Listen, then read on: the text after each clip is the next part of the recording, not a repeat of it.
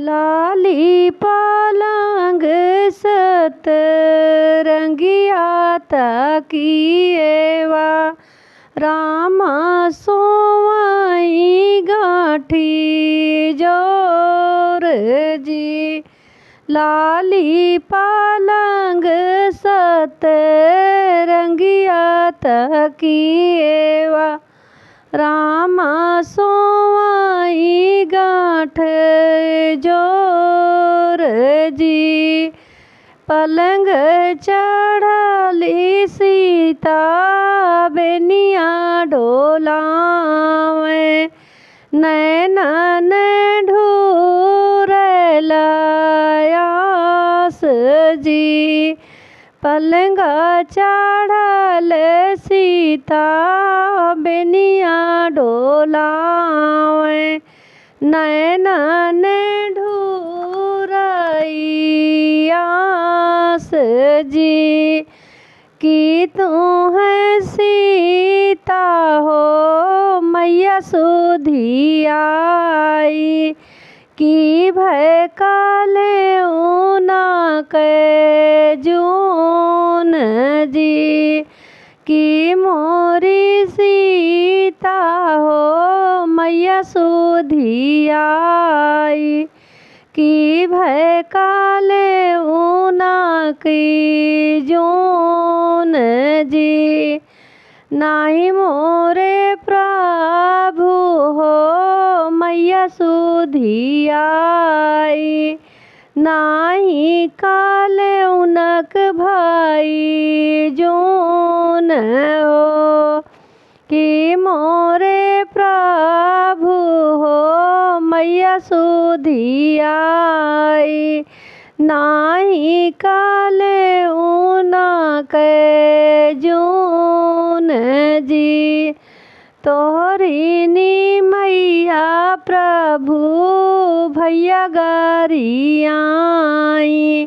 बहिनी तो बोली बिरहा बोल जी।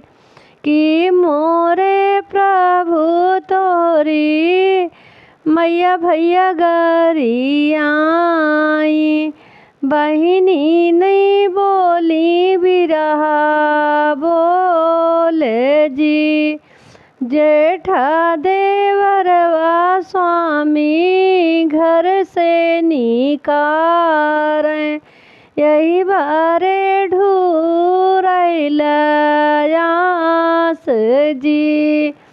यही पर भू मोरी भैया तोर भगाए यही बारे ढूरइलयास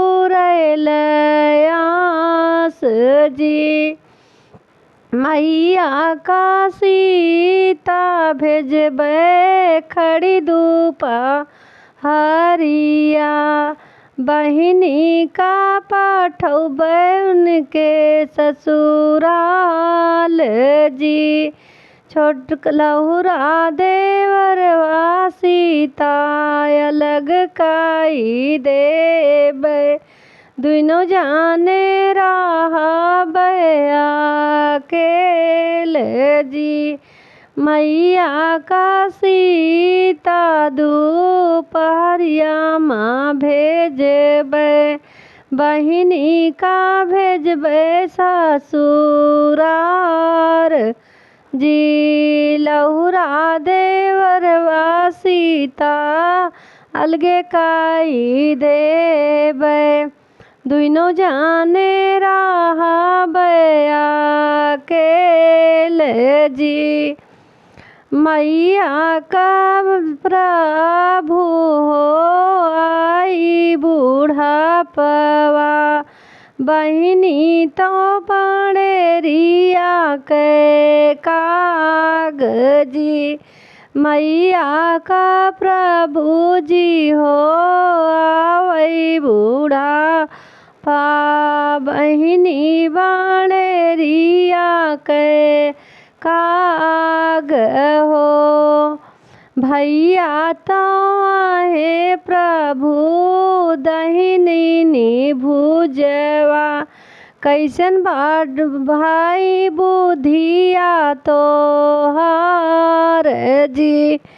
भैया तो है स्वामी दैन भुज शरीरिया, कहे सुधी भैली तोहर बिसराए जी। इतनी वचन जब सुने प्रभु रामचंद्र, कौनन इतनी वचन जब सुने हैं तो रामचंद्र, सीता से कर विचार जी। इतना ही सर्वगुण बाटे तोरे सीता, कौने गुण घर से निसार जी। सर्वाही गुण तोरे बाटे मोरी सीता, कौने गुण कर निसार जी। लाली पालंग सतरंगिया तकिएवा, राम जी सोए गांठे जोर जी। लाली पालंग सतरंगिया तकिएवा, राम जी सोए गांठे जोर जी।